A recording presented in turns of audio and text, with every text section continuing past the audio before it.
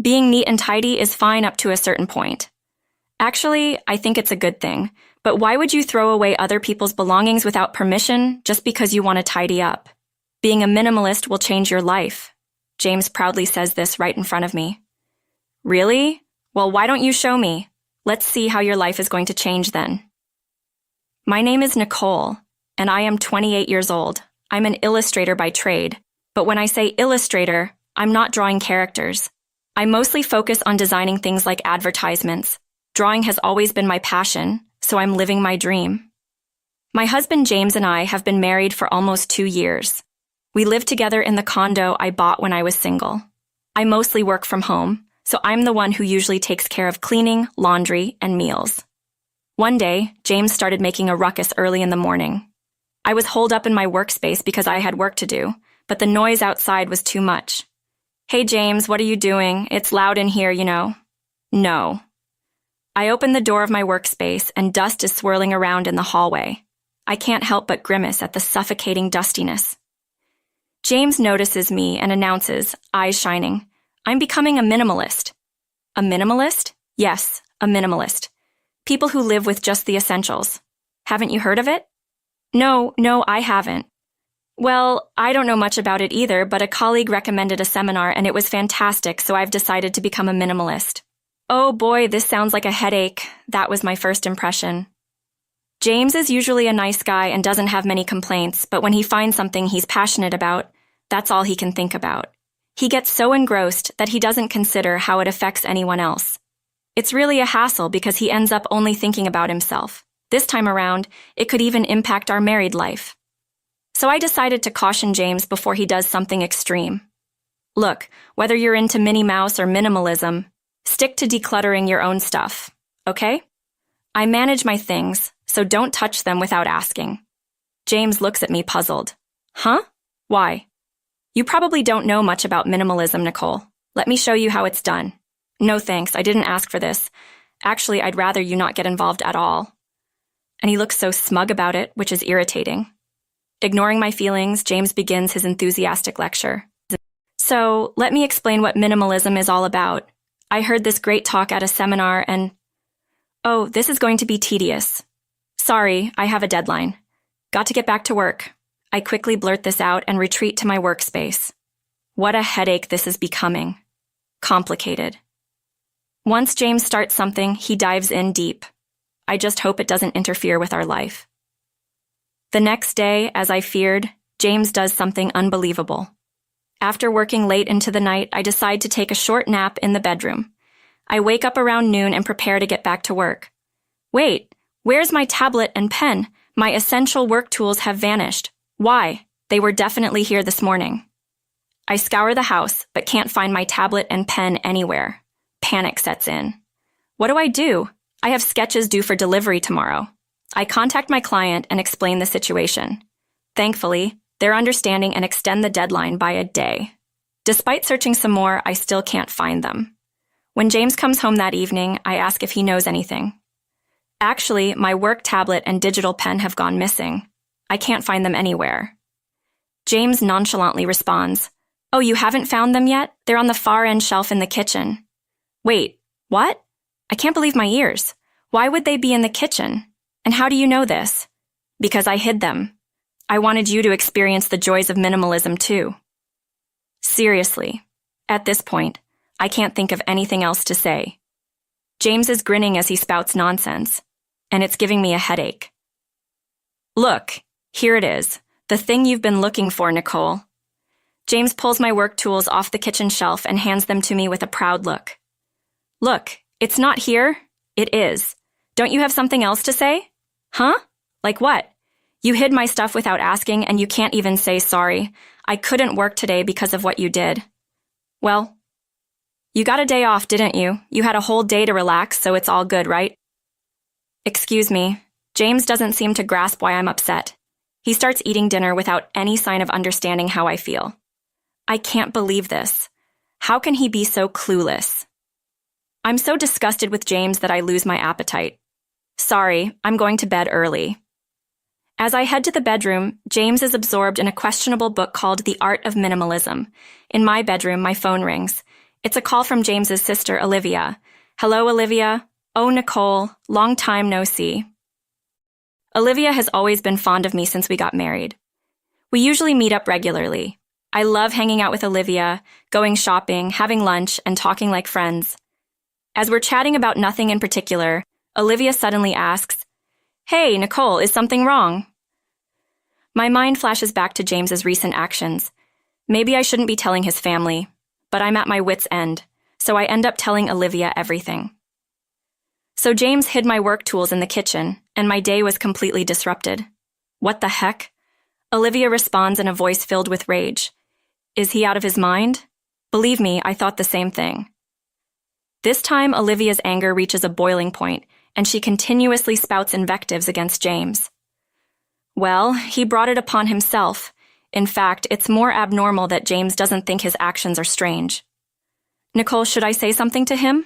He might bother you again. No, it's fine. I'll speak to him again tomorrow. Thank you for worrying about me. Don't mention it. If something comes up again, just give me a call, okay? Olivia was concerned to the very end, but this is between James and me. I can't bring Olivia into this. Besides, if I convey my feelings to James clearly, he should understand.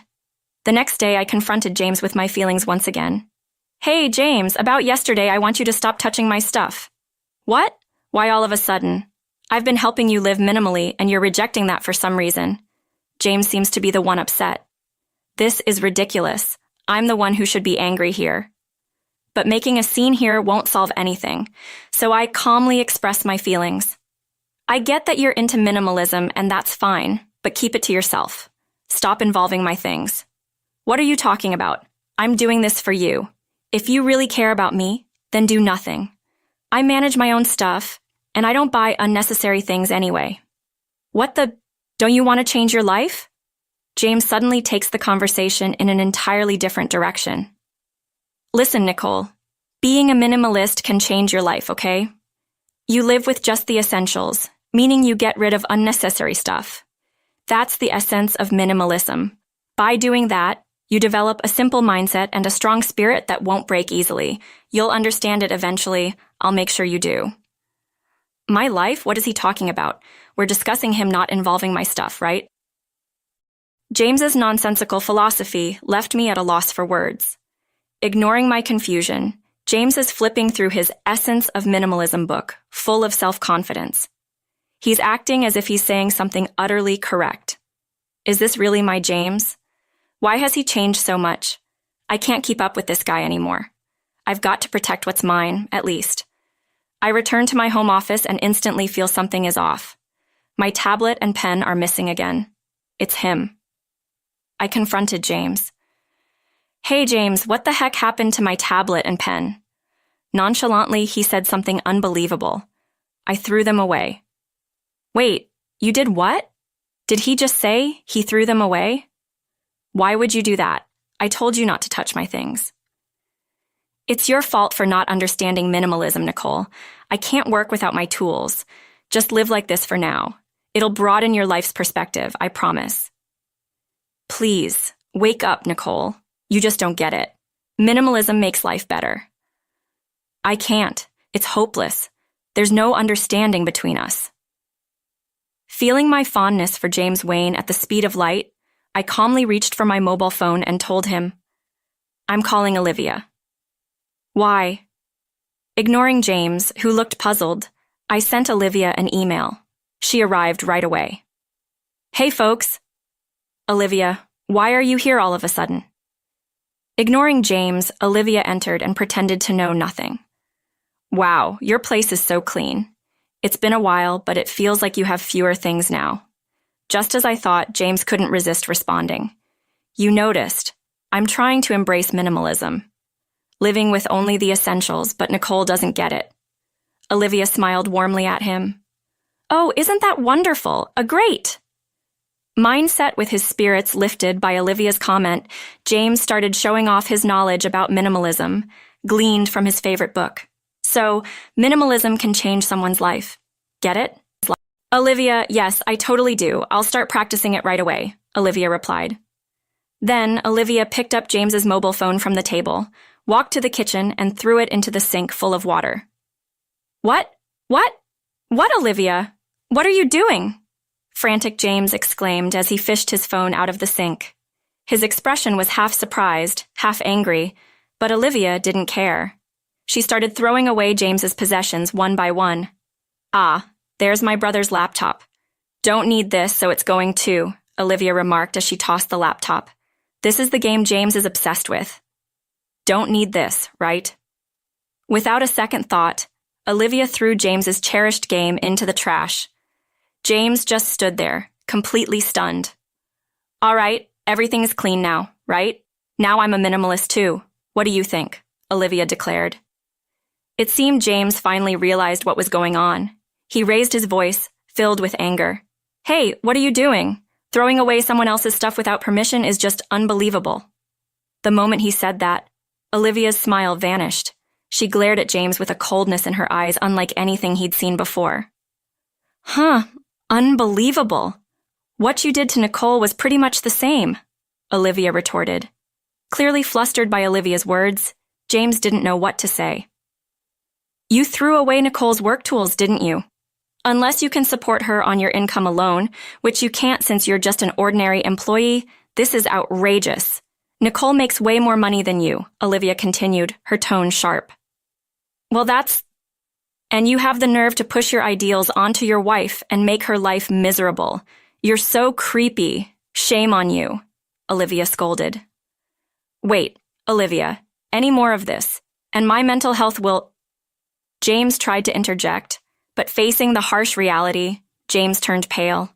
He was even breaking out in uncomfortable sweat. Next time you pull something like this, I won't forgive you. I'll make sure you and Nicole get divorced, regardless of how you feel, Olivia threatened. Then Olivia turned to me, bowing apologetically.